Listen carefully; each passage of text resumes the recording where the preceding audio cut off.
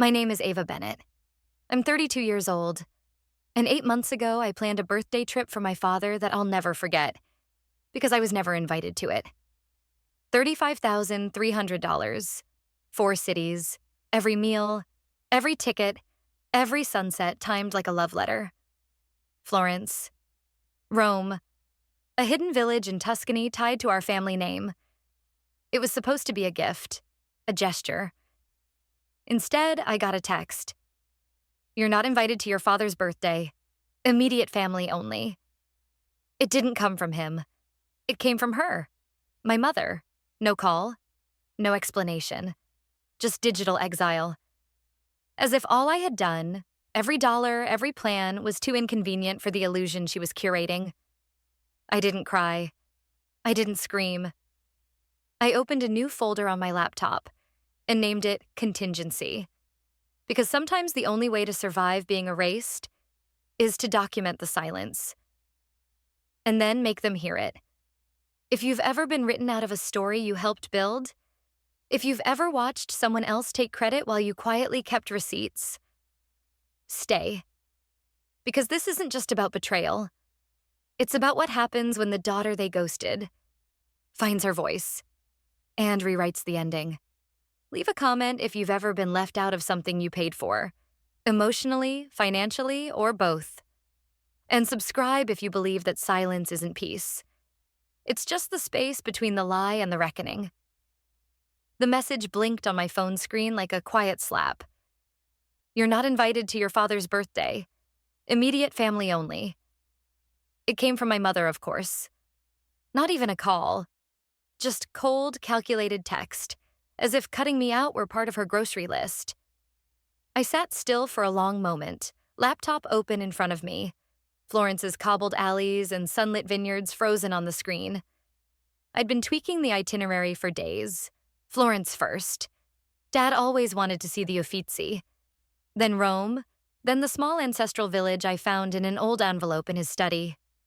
Marco Ventresca, a contact in Tuscany, had even confirmed the private tours. This was supposed to be our trip. Mine and Dad's. My gift for his 60th. Instead, I sat in my apartment with candles flickering against winter's gloom, holding the echo of a memory like a splinter. Dad's laugh in Wrigley Field 5 years ago when I surprised him with front-row Cubs tickets. He clapped like a child when we got on the Jumbotron. Mom left after the 4th inning, claimed the cold gave her migraines. I looked at the text again. Immediate family only. As if I were something else now. Not family. My apartment, usually a warm cocoon of reclaimed wood, soft rugs, and dim Edison lights, felt suddenly tight. I stood, paced to the window. The Chicago skyline blinked quietly under a heavy sky. Late February. Gray, cold, expectant. Everything I had done, everything I had planned for Dad, was now erased with a single line from the woman who gave birth to me. I clicked back to the spreadsheet. Hotels, booked. Flights, confirmed. The itinerary read like a poem of intention. The cafe in Florence Dad once mentioned in passing. The wine tasting he dreamed of doing with his brother before Uncle Jamie died.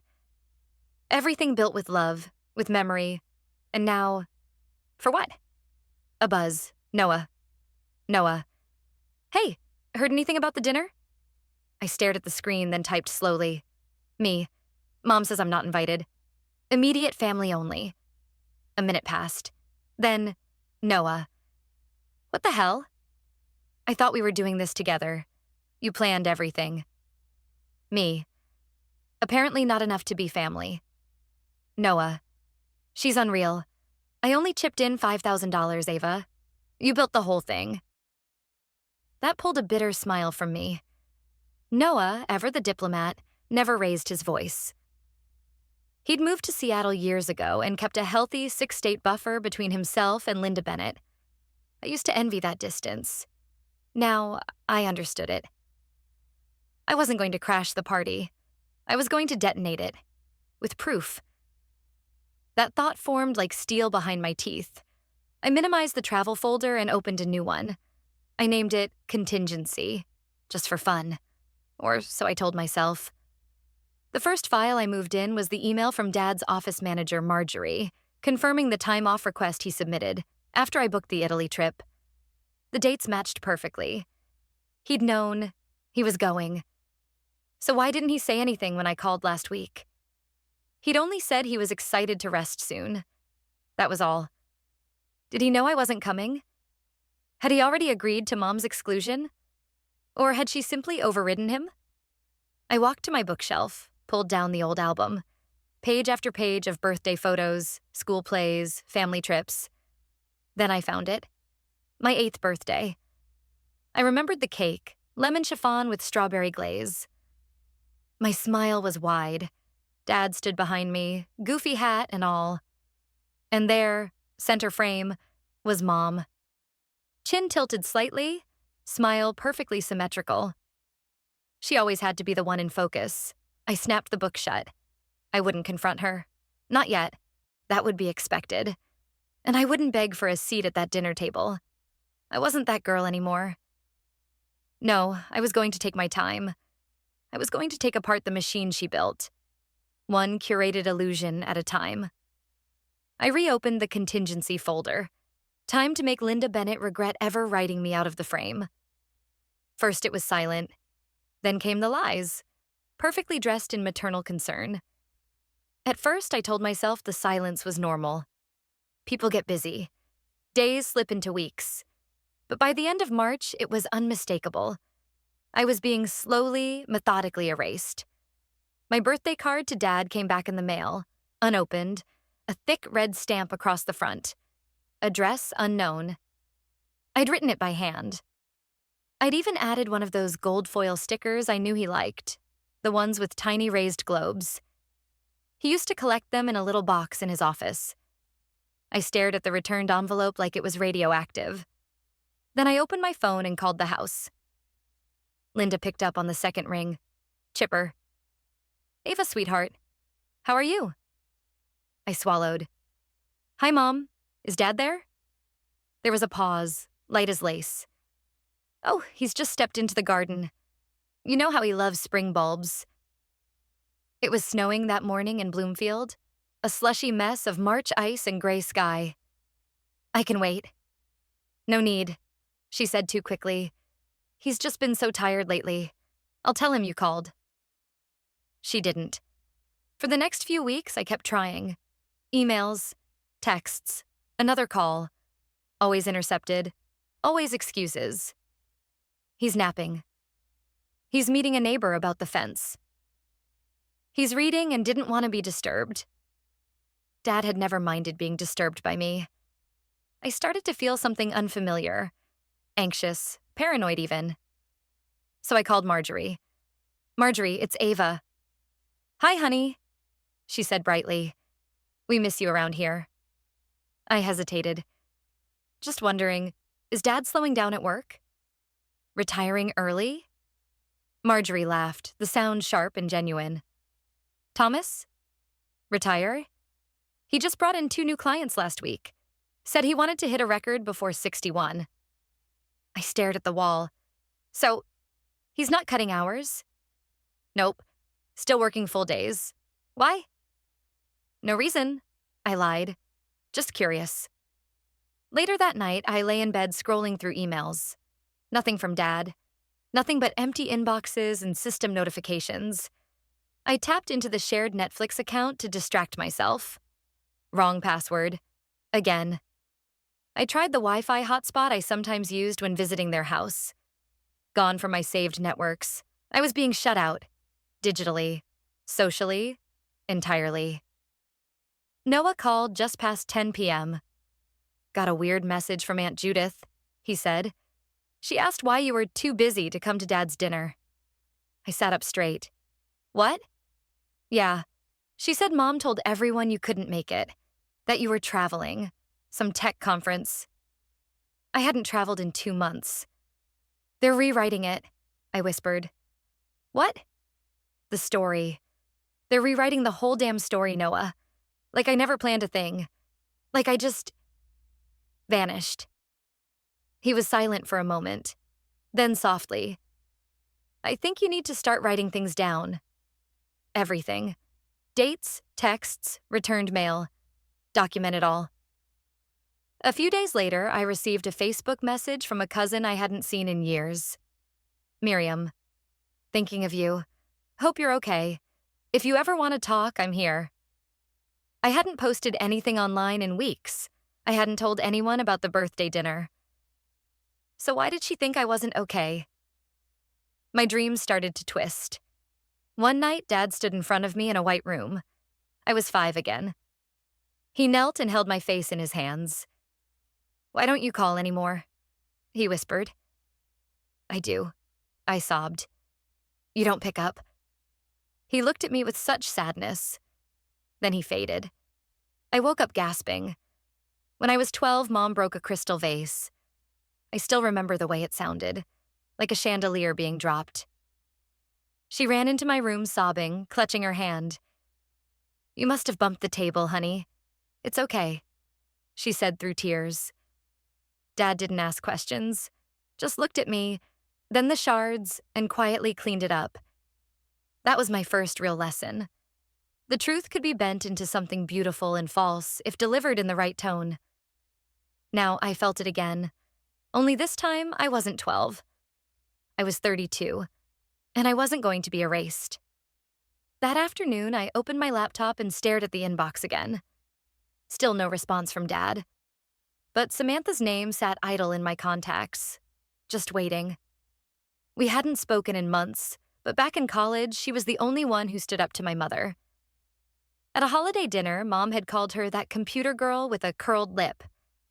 Sam just smiled and said, "Well, at least I don't manipulate my own daughter for sport." I remembered. So did she. I typed fast, fingers shaking. Me. How hard would it be to check if my emails were being filtered or deleted? I hit send, and I waited. His last email said, "I missed our talks. Did I do something wrong?" I never saw it. Until now.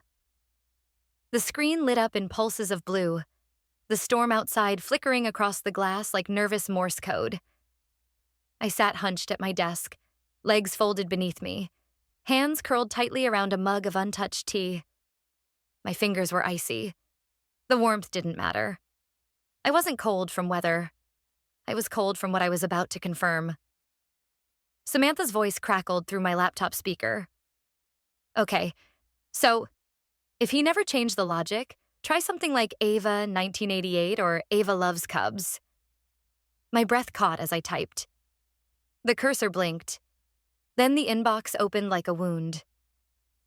"Oh my God," I whispered. Thousands of emails, most unread. Some starred. Some with subject lines that made my heart twist. Trip planning, Dad, quick question, dinner menu, thinking of you. All mine. All filed automatically into spam. Sam whistled low. He never saw these. "Wait," I said, clicking frantically through the threads. "There's more. Look, this one looks like it's from me." The subject line. "Need to cancel dinner. Work emergency. Date. 1 week before the birthday dinner. Time stamp, 2:14 a.m. I never sent that. Sam moved quickly. "Hold on. Pull up headers. Let me check the source." Lines of code scrolled. Then she nodded grimly. "Yep, it's spoofed. Your name, your email address. But the IP traces to an iPad in Bloomfield. Registered under, wait for it, Linda B58. My stomach dropped. She faked my message to him? More than that. Sam clicked through. She set up filters. Any email with your address in the from or subject line went to trash. And auto-deleted after 10 days. I felt like someone had just pressed a pillow to my face. She was intercepting everything. I opened another message. This one dated April 3rd. Dad. "Hey, sweetheart. Just checking in. Haven't heard back from you. Miss our talks. Did I do something wrong?" My chest collapsed. I'd never seen it. Never replied. "I don't understand," I whispered. "Why would he just stop calling me?" "Because from his end," Sam said quietly, You stopped first. I swallowed the rising burn in my throat and scrolled further. That's when I saw the folder attachments. One stood out. Monthly statements from the joint checking account Mom and Dad shared. I opened one, then another, then another. Line items. Transfer to Ava. $2,000. Helping Ava with rent. $5,500. A. Bennett support. $3,200. Over $40,000 in the last year. What the? Sam leaned in, jaw clenched. She's been withdrawing money in your name. I stared at the numbers, then at the dates, all coinciding with her accusations. You never paid for the Italy trip. You only want things when it benefits you. You're always in need. She told him she was giving me this money. I said slowly. And I bet she told him I never said thank you. Or worse, Sam said, that you demanded it. I sat back hard. The chair creaked. My heart was thudding, not with grief this time, but something sharper, more precise. Anger honed to the point of purpose. All right, I said. We're not playing defense anymore. I created a folder on my drive, The Lies You Didn't Know. Sam watched silently as I broke it into 3 sections. A. Manipulated communication. Every spoofed email, every screenshot of filtered replies. B. Financial fraud. Annotated bank statements, a chart showing total false withdrawals. C. Timeline of deception, notes on calls I made, texts returned, the week-by-week vanishing act. Each file had a name that bit. ghostdaughter.pdftrust.exe, familyredacted.png. The last thing I added was the photo from my 8th birthday. I circled Mom's face, centered in every frame. Even then, she was directing the narrative. Then I paused, hovering over the share button. Are you sure? Sam asked. I nodded. She wanted me gone. Let's see how she does with transparency. I typed in the email addresses, Dad's work account, his personal Gmail, Noah, Aunt Judith, even Cousin Miriam, the one who messaged me out of the blue. Then I hit send. I didn't even feel nervous. I opened another tab and canceled the Italy trip. Every reservation, every flight, every prepaid experience. Gone. The screen dimmed as thunder cracked outside. The inbox refreshed once, then again, and then my phone lit up. Linda Bennett calling. I answered. There was no hello, just her voice, cold and crackling like the storm outside. What have you done? The flowers I ordered arrived at Mom's doorstep by noon. 12 white lilies. A funeral bouquet. She hated lilies. When I was 8, I brought some home from a school field trip. We'd learned about pollination, and I was proud of my little bouquet, wrapped in construction paper and secured with too much Scotch tape. She took one look and said, "Those are for funerals, not homes," and threw them in the trash. That was the day I learned beauty meant nothing if it made her feel out of control. Today, I wasn't sending them to be admired. Mid-May in Bloomfield felt like a greeting card come to life. The backyard at the Bennett house was all sunshine and curated comfort. Caterers moved with mechanical grace between tables draped in linen. Twinkling lights framed the pergola. String music floated from a speaker system. All for Dad's 60th birthday. The birthday dinner I wasn't invited to. The one I had funded. I watched it all from my apartment. Barefoot, hair tied back, laptop propped on a stack of textbooks from my college days. Samantha sat beside me, expression blank, fingers tapping quietly across her keyboard. The feed came in clean. Marjorie's camera was discreetly hidden in one of the decorative lanterns lining the outdoor seating area. I could see everyone. Linda stood near the bar, one hand always smoothing her dress, like truth might wrinkle it. She greeted each guest like she'd never spoken poorly of them behind their backs. Dad looked thinner. The smile didn't reach his eyes. He sipped something in a short glass, nodded when people toasted, but kept checking the gate, as if waiting for something. Or someone. Noah hovered by the buffet, eyes scanning. I wondered if he knew yet. Probably not. Not everything. Catered food lined the tables. Tagliatelle with truffle cream, veal saltimbocca, a bottle of Barolo I'd special ordered from Alba. The entire menu, I'd designed it down to the olive oil. Linda raised her glass and smiled too brightly. We're so grateful for everyone here tonight. Thomas is blessed to be surrounded by family. Those who show up. Polite laughter. The kind that comes before gossip. She turned it all into a weapon. Even the food. Marjorie approached Dad around dessert. She handed him a small box. Silver, engraved with "Always Your Girl." I saw the flicker of recognition in his eyes. It was the name of the short story I wrote in 7th grade. The one he printed and framed. The one Mom moved to the basement. Inside was a flash drive. He turned it over once, then looked up at Marjorie. She said nothing, just nodded. "Play it in your study," she whispered. Alone. The camera didn't follow him inside, but I watched the party shift. 15 minutes passed. Then Linda appeared in the background again, white-knuckled, moving quickly between groups. Something was wrong, but no one knew what yet. Samantha refreshed the dashboard. Noah just opened the link. The one titled, "How My Mother Erased Me." Within minutes, so did Miriam. Then Aunt Judith. One by one, phones lit up, notifications buzzed, and the laughter softened into confusion. Whispers moved through the garden like wind. In the video, my voice was steady.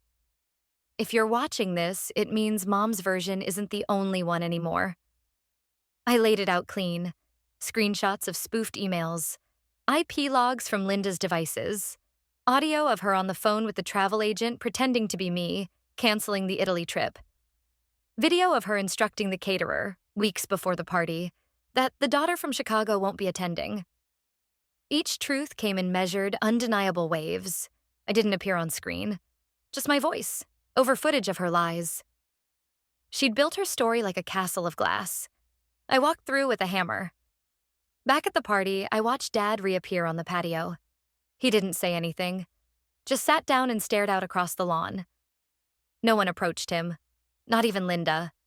Noah was the only one who moved. He crossed the yard slowly, phone still in his hand, and sat beside our father. He didn't speak either. Silence grew like a shadow. The video ended. Samantha looked at me. "You sure you don't want to call him?" "Not yet," I said. "He needs time." And I needed space. I didn't show up. I didn't need to. The silence that followed was louder than any scream. It didn't go viral. It didn't need to. Truth spreads differently in a family, like blood in water. The Monday after the party, I woke up to 12 unread messages and a throat dry from silence.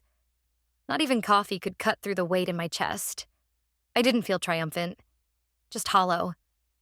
Like the house was finally on fire, but I'd been standing in the smoke for years. Sam forwarded me a screenshot of Mom's Facebook post. "When daughters betray, mothers bleed." 10 likes, mostly from Bridge Club ladies who barely knew me, and one cousin who'd once asked if Seattle was in California.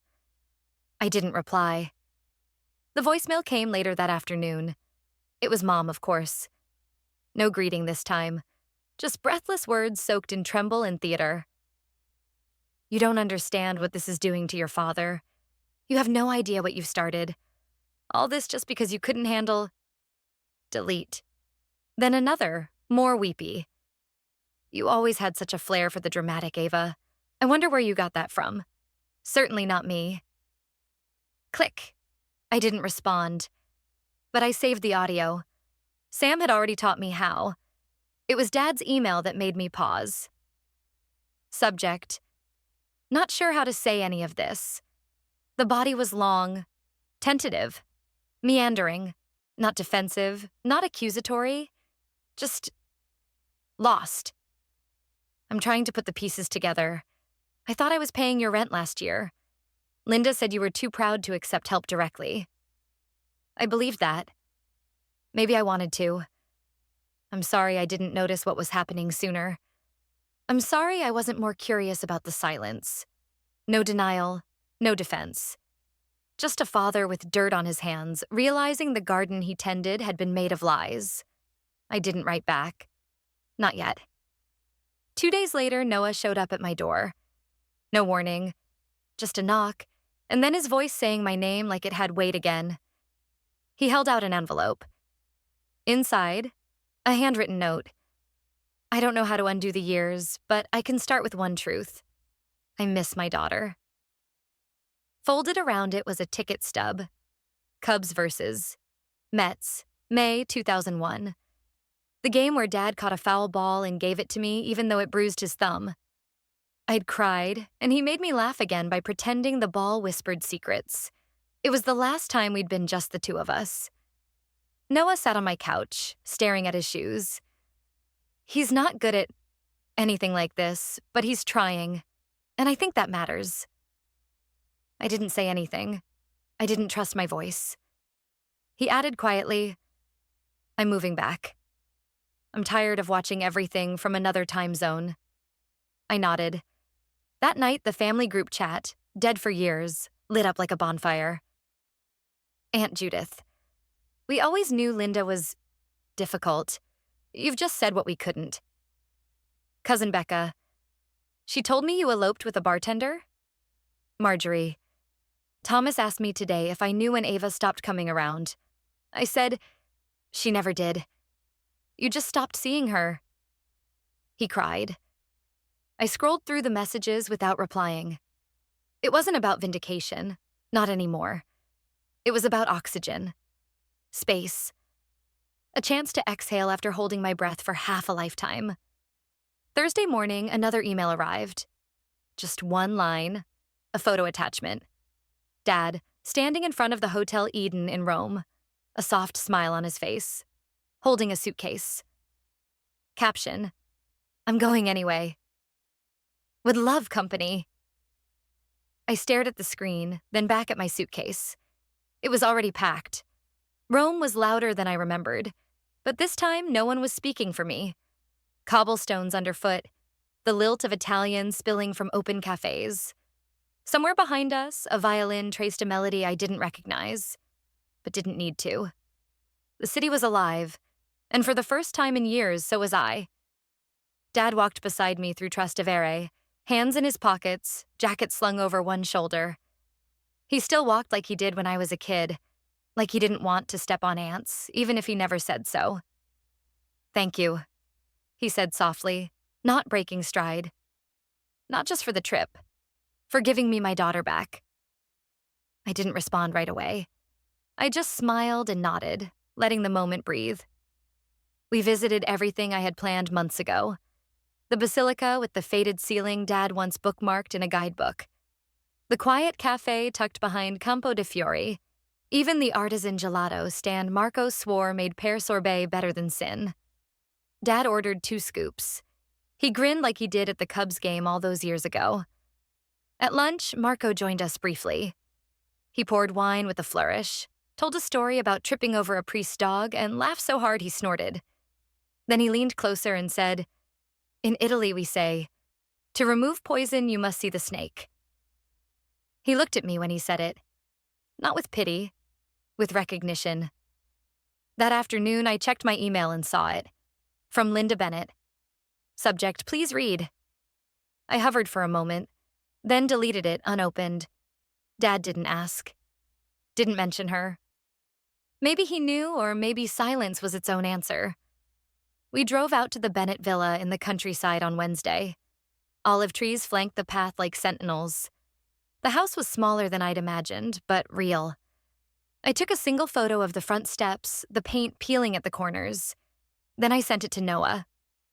He replied, wish I were there, soon. That night, I posted one photo to the world. Me and Dad, leaning into the Roman light, glasses raised. Caption, the truth arrives, sometimes late, always on time. The comments flooded in, former classmates, old coworkers, even Aunt Judith. But I didn't post it for them. I posted it for the girl who once thought being silent meant being good. At our final dinner, rooftop breeze curling through linen napkins, Dad lifted his glass again. I always wanted to believe the easy version, he said. It was more comfortable. It cost less. But now, I know who you are, and I'm proud. He didn't cry. I did. Rome shimmered behind him, lights flickering like they'd been waiting for this conversation, for this rewrite. We didn't talk about going back. Not yet. There was no plan for reconciliation with Mom. No promises. Just the clink of glasses and the relief of being seen. As I packed my suitcase the next morning, I paused by the window. Below, the city moved. Buses groaned, birds wheeled, life carried on. I wasn't just the daughter who got erased. I was the woman who rewrote the script. Rome didn't heal me. It didn't have to. I remember stepping off the plane with my heart clenched like a fist, the kind of quiet rage that doesn't burn. It calcifies. The sun was generous that morning, as if it didn't care that I was walking into a chapter that had been stolen from me. But for once, I wasn't there to ask for a seat at anyone's table. I was the one setting the table now. I had been the daughter they silenced, the woman they ghosted in real time. One carefully filtered email at a time, one half-truth at a dinner table I wasn't invited to. It wasn't just about a birthday. It was about erasure. Social, emotional, digital. They wanted a version of me they could narrate, control, delete when necessary. But they forgot. I never needed their permission to exist. The trip my father was supposed to take as a gift had become my reckoning ground. I didn't bring a suitcase filled with grudges, just the kind of clarity that comes after too many lies finally collapse under their own weight. Every street in Rome felt like a page I was writing over. The Vatican was still magnificent. The gelato still too sweet. But the silence between my father and me? That was finally broken. We didn't speak about Linda much. Not because we were afraid, but because I no longer owed her my grief. My dad was slow in his apologies, more hesitant than I expected. But when he looked me in the eye and said, "I didn't know what I didn't know," I believed him. And that mattered more than any Facebook post she could write. Sometimes I'd catch him scrolling through old photos on his phone, ones I thought had been deleted, pictures from Cubs games, middle school science fairs, that random rainy afternoon when we built a blanket fort because the power was out. He didn't say anything. He didn't have to. The recognition was there. The memory was intact, even if someone else tried to rewrite it. I visited our ancestral villa alone. Marco had offered to come, but I needed the solitude. Standing there, surrounded by wildflowers and crumbling bricks, I realized something. Legacy isn't what you inherit. It's what you choose to preserve. I took a photo. Not for Instagram, not for proof, but because it was mine now. Mine to remember or forget on my own terms.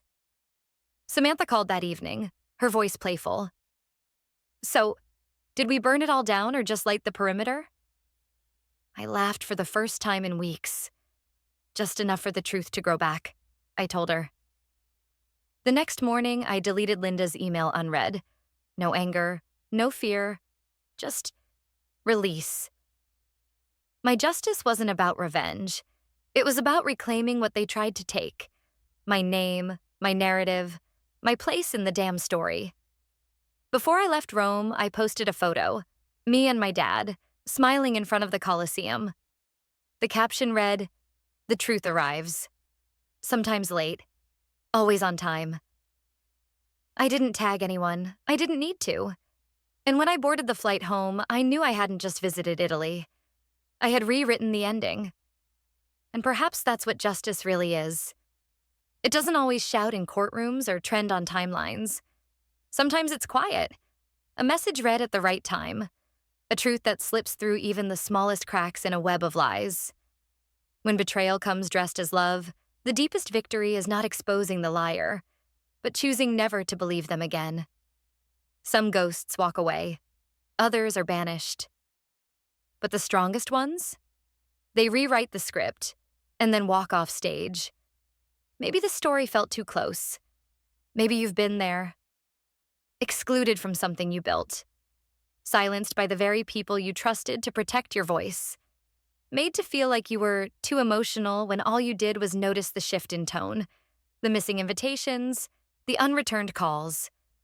Maybe you've been taught to be the good daughter, the quiet one, the helpful one, the one who sends the flowers, not the invoice, the one who keeps the peace, even if it costs her her truth. But here's what Ava learned. Peace that requires your silence is not peace. It's performance. And when you stop performing, when you choose clarity over comfort, when you walk away from the table you were never meant to be seated at, that's not betrayal. That's self-rescue. Ava didn't fight to be reinvited. She didn't beg to be acknowledged. She didn't try to rewrite her mother. She simply rewrote herself into the version that didn't need permission to exist. If this story resonated with you, if you've ever found yourself holding back tears at someone else's celebration, if you've ever spent more time explaining your worth than living it, if you've ever been cut out of the frame and still sent the camera, then you are not alone. And you are not wrong for noticing. Leave a comment below. Tell me your version of Ava's story. Tell us, because someone else reading may be standing at the edge of their own exile, needing proof that healing doesn't always require permission. What was the moment that told you, this isn't silence? This is strategy. Because Ava didn't shout. She showed. With receipts. With restraint. And with the kind of truth that doesn't require an audience to be real. Subscribe if you believe quiet doesn't mean weak.